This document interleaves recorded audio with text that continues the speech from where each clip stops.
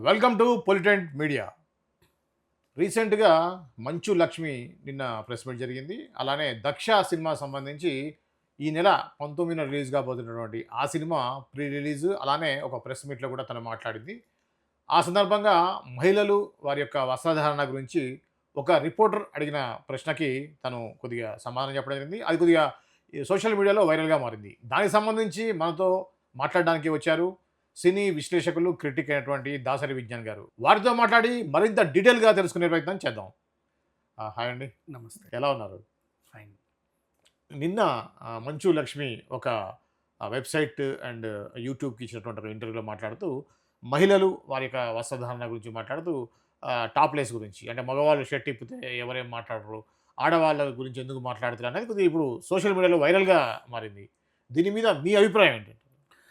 First ఆ టాపిక్‌కెళ్ళే ముందు తరచూ మనం రెగ్యులర్‌గా డిస్కస్ చేస్తానే ఉన్నాం. హ్మ్. అనకూడదు మన జర్నలిస్టులే. హ్మ్. ఎన్ని సార్లు చెప్పినా వాళ్ళు మళ్ళీ అదే పోకడకెళ్తున్నారు. మన వెనకాల ఉన్న బ్యానర్ గురించి మాట్లాడాల. హ్మ్. ఇప్పుడు ఆవిడొచ్చిందెందుకు? 19వ తారీఖు పాపం ఒక సినిమా రిలీజ్‌కి సిద్ధంగా ఉంది. దాని గురించి మాట్లాడుకోవడానికొచ్చింది. నీకు ఇంటర్వ్యూ ఇచ్చింది కూడా అందుకే, ఆ సినిమాని లేపుకోవడానికే. అవును. అదేదో పర్సనల్ ఇంటర్వ్యూ లాగా ఇప్పుడు ఫర్ ఎగ్జాంపుల్ 'గ్రీన్ మ్యాట్‌లో' హ్మ్. మనం ఇంటర్వ్యూ చేస్తే నువ్వు పర్సనల్‌గా ఎన్ని క్వెషన్స్ అని అడుగు. ఓకే. వెనకాల ఒక బ్యానర్ ఉన్నప్పుడు రెస్పెక్టెడ్, దాన్ని రెస్పెక్ట్ చేయాలి. ఓకే. సీనియర్ జర్నలిస్టులు కూడా అది మర్చిపోతున్నారు చాలామంది. ఇప్పుడు ఎప్పటి నుంచో చూసుకుంటూ వస్తుంటే, శాకుంతలం టైంలో కూడా అంతే. అవును. సమంతని విడాకుల గురించి అడిగారు. శాకుంతలం ఏమైందో తెలియదు కానీ సమంత విడాకులే హైలైట్. అప్పట్లో గమనం టైంలో శ్రియని అలాగే ఇబ్బంది పెట్టారు. హ్మ్. ఏజెంట్ టైంలో అఖిల్ని అలాగే ఇబ్బంది పెట్టాడు. నెక్స్ట్ దఫాలుగా చాలామంది, ఒకరు కాదు ఇద్దరు కాదు, వెనకాల ఉన్న బ్యానర్ గురించి మర్చిపోయి పర్సనల్గా పిచ్చి పిచ్చి క్వశ్చన్స్ అన్నీ వేసేస్తున్నారు. చివరికి బార్బరిక్ సినిమా కూడా హ్మ్. ఉదయభాను రాగానే ఏవేవో పిచ్చి పిచ్చి క్వశ్చన్లు వేసేసి దాన్ని ఎటేటో తిప్పారు. హ్మ్. ఆ బార్బరిక్ డైరెక్టర్ జనాలు రాక డైరెక్టర్ చెప్పుతో కొట్టుకున్నాడు. అంటే ప్రమోషన్స్ ఇది రీచ్ అవ్వట్లా, ఓకే. పర్సనల్గా రీచ్ అవుతుంది. ఇప్పుడు వచ్చింది దక్ష. హ్మ్. దక్షకి మీరు ఎలా కష్టపడ్డారు, ఈ వయసులో ఏమేం చేస్తున్నారు, అదేంటి ఇదేంటి ఇదేంటి, ఇవి కదా అడగాలి. హ్మ్. ఇవన్నీ పక్కన పెట్టేసి హ్మ్. లాస్ట్కి ఈ వయసులో కూడా నువ్వు ముంబై వెళ్ళిన తర్వాత ఈ ఎక్స్పోజింగ్ అవసరమా అనో క్వశ్చన్ వచ్చింది. ఓకే. అఫ్ కోర్స్ దానికి వాళ్ళు ఆన్సర్ ఇచ్చారు. హ్మ్. కానీ ఇప్పుడు ఈ రోజంతా కూడా ఇదే హైలైట్ అవుతుంది. దక్షేది హ్మ్. మనకు కావాల్సిన దక్ష కదా. అది. ఇప్పుడు చూడు, ఆయన అడిగిన క్వశ్చన్ మళ్ళీ సీనియర్ జర్నలిస్టులు, హ్మ్. ఆవిడ అలాగే చెప్పింది. ఆడవాళ్ళ బట్టల గురించి మీరు ఇట్లాగే మాట్లాడుతున్నారు, హీరోలను అలా అడుగుతారా? హ్మ్. మహేష్ బాబు చెట్టిప్పితే అలాగే అడుగుతారా? ఈ హ్మ్. వయసులో నీకు ఎక్స్పోజింగ్ అవసరమా అంటే, హ్మ్. మరి అమ్మాయిలను ఎందుకు అలా అడుగుతున్నారు అంటే, తను ఒక మోడల్. హ్మ్. నెక్స్ట్ ఇంకొకటి, ఆడవాళ్ళు పొట్టి బట్టలు వేసుకున్నారు అంటే నీ చూపు వక్రంగా ఉండకూడదు.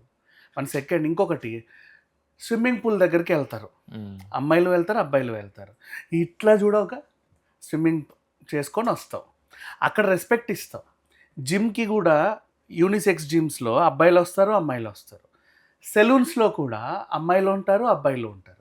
మసాజ్ పార్లర్స్ దగ్గర కూడా అమ్మాయిలు ఉంటారు, అబ్బాయిలు ఉంటారు. అంటే ఎవరు రిలాక్స్ వాళ్ళది. నువ్వెందుకు వచ్చావో చూసుకొని వస్తావు, ఇట్లా చూడవుగా.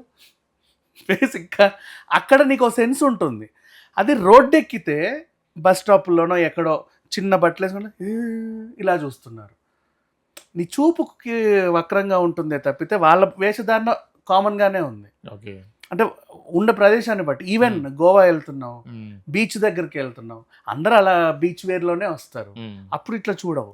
ఎందుకు వచ్చావు చూస్తే అలలని సముద్రాన్ని ఎంజాయ్ చేస్తూ వస్తావు. నవ్ వాట్ హ్యాపెండ్, ఈ అమ్మాయి షీఈ్ ఎ మోడల్. 50 ఏళ్ళు వచ్చాయా, 70 ఏళ్ళు వచ్చాయా, 100 ఏళ్ళు వచ్చాయా కాదు, తను మోడల్ అంతే. ఆ మోడల్ ఏం చేస్తుంది, ఎప్పుడు కూడా అందంగా కనబడాలి. రకరకాల బట్టలు, రకరకాల జ్యువెలరీ, రకరకాల హ్యాండ్ బ్యాగ్స్, యాక్సెసరీస్ హ్మ్. అండ్ ఫుట్వేర్ మొత్తం అవును. పైనుంచి టాప్ టు కింది బాటమ్. దాకా హ్మ్. ఏదో ఒక వింతతో రావాలి. హ్మ్. చౌకమ్మలు కానీ, మెడలో కానీ. అంటే వాళ్ళు ఒక డైమండ్ జ్యువెలరీని ప్రమోట్ చేయొచ్చు, లేకపోతే ఆ డ్రెస్ బ్రాండ్ని ప్రమోట్ చేయొచ్చు. వాళ్ళ ఒంటి మీద వాళ్ళ ఒళ్ళే ఒక హోర్డింగ్ అనుకో, ఇంకా సింపుల్ ఓకే. చెప్పాలంటే. ఓకే. ఈచ్ అండ్ ఎవ్రీథింగ్ వాళ్ళు ధరించేవన్నీ ఒక ఓ పర్టికులర్ బ్రాండ్‌ని బ్రాండ్కి, ప్రమోషన్‌కి. ప్రమోషన్స్కి ఉపయోగపడతా ఉంటాయి. ఓకే. వీళ్ళకే ఎందుకు అంటే వీళ్ళు సెలబ్రిటీస్ కాబట్టి. ఓకే. వాళ్ళు వాళ్ళ జీవితాల్లో సెలబ్రిటీస్గా మోడల్గా ఉండాలని అనుకున్నారు. వాళ్ళ జీవితం అదే, వాళ్ళకి అవే తెలుసు చిన్నప్పటి నుంచి, ఇంకా Okay. వేరే ఏం తెలియదు. ఇప్పుడు ఉమ్, నువ్వు కత్తి ఇచ్చి ఆపరేషన్ చేయమంటే చేయలేరు, ఉమ్, ఈ 4 ఇటుకలు ఇచ్చి బిల్డింగ్లు కట్టమంటే కట్టలేరు. వాళ్ళు నేర్చుకుంది ఇదే కదా. ఓకే. ఆ ఫీల్డ్ని వాడి నువ్వు అదెందుకు వేసుకున్నావు, ఇట్లా ఎందుకు వేసుకున్నావు, అట్లా ఎందుకు వేసుకున్నావు అనే క్వశ్చన్స్ రాకూడదు, తప్పది. అండ్ నెక్స్ట్ నువ్వు అడగడంలో కూడా తప్పు లేదు. ఉమ్, ఇన్ కేస్ ఒకవేళ ఆవిడ అనర్గళంగా సమాధానం చెప్పుద్ది, ఉమ్, కాకపోతే ఎక్కడ అడగాలంటే నువ్వు గ్రీన్ మ్యాట్ ఇంటర్వ్యూ పెట్టుకున్నప్పుడు, ఉమ్, మంచు లక్ష్మి ఎక్స్క్లూజివ్ ఇంటర్వ్యూ అని పర్సనల్గా నీకు వచ్చినప్పుడు ఉమ్, ఏమైనా అడుగు. ఉమ్, అంటే వాళ్ళు చెప్పేవాడు నీకు ఏమన్నా కాంట్రవర్సీ అనిపిస్తే నీకు నచ్చిన టైటిల్స్ పెట్టుకో, నచ్చినట్టుగా రిలీజ్ చేసుకో వీడియోలు, బికాజ్ నీకు మాట్లాడారు కాబట్టి ఫుటేజ్ ఉంది నీ దగ్గర. ఓకే. వెనకాల బ్యానర్ ఉన్నప్పుడు రెస్పెక్ట్ చేయాలి. అంటే ఈ సెలబ్రిటీస్ ఎక్కువగా ఈ ఛానల్స్కి ఇంటర్వ్యూస్ ఇవ్వకపోవడం, ఎక్స్క్లూజివ్గా ఇవ్వకపోవడం వల్ల దొరికినప్పుడే ఇటువంటి క్వశ్చన్స్ అడగడం జరుగుతుందని నా నిజం అభిప్రాయం. నిజం నిజం. తిరుమల కొండకి దగ్గర కూడా మైకులు పట్టుకుని ఆ, దర్శనం ఎలా జరిగిందని అడగరు, ఉమ్, ఇంకేవేవేవో క్వశ్చన్లు అడుగుతూ ఉంటారు.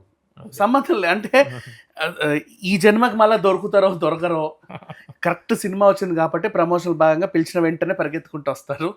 దొరికిందే ఛాన్స్ అన్నీ అడిగేసేయాలి, నీకు లోపల ఉన్న అన్నీ తీర్చేసుకోవాలి అక్కడ. ఓకే. అంత ఆత్రం ఎందుకు? నువ్వు నిజంగా వాళ్ళ సినిమా ప్రమోట్ చేసావనుకో, నెక్స్ట్ ఆ సినిమా నిజంగా సక్సెస్ అయ్యి వాళ్ళ కొద్ది గొప్ప ₹4 వచ్చాయి, నీ వల్ల వాళ్ళు బాగుపడ్డారు అనుకుంటే నువ్వు నెక్స్ట్ టైం కాల్ చేస్తే పర్సనల్ ఇంటర్వ్యూ ఇస్తారు, ఉమ్, ఖచ్చితంగా ఇస్తారు, ఇవ్వరనేం లేదు. ఓకే. నువ్వు దొరికినప్పుడల్లా ఇబ్బంది పెడతా ఉంటే నెక్స్ట్ నీ దగ్గర రావడానికి భయపడతావు. అమ్మో ఏది పడుతుంది Correct. అడుగుతాడు, ఉమ్, సంబంధం.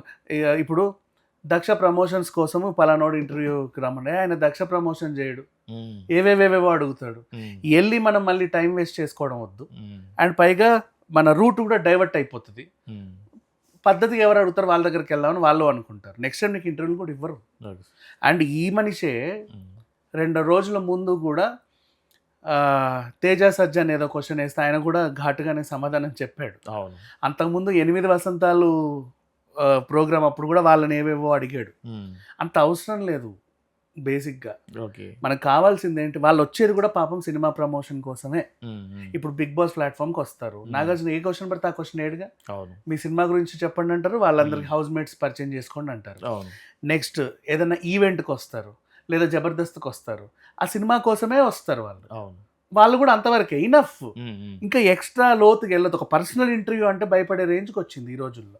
Correct. అండ్ ఏదేమైనప్పటికీ Hmm. ఇప్పటికైనా సరే మంచులక్ష్మి గారి సమాధానంని తర్వాత ఉమ్, మీరు వైరల్ చేసుకున్నా, ఉమ్, ఇప్పుడు మాత్రం దక్ష సినిమా గురించి ఉమ్, వాళ్ళు ప్రమోట్ చేస్తే బెటర్. ఇంకా Okay. రాసే వాళ్ళు కూడా దక్ష అట్లుండబోతుంది, ఇట్లుండబోతుంది, అలా ఉంటుంది, ఇలా ఉంటుంది, ఉమ్. ఇనఫ్, చాలు. ఓకే. ఓకే. థ్యాంక్ యూ అండి. ఇది దాసరి విజ్ఞాన్ ఏదైతే మంచు లక్ష్మి గారు సంబంధించినటువంటి విషయంలో వారి అభిప్రాయం తెలియజేశారు. మరొక అంశంతో మళ్ళీ కలుద్దాం. అంతవరకు చూస్తూనే ఉండండి పొలిటెంట్ మీడియా.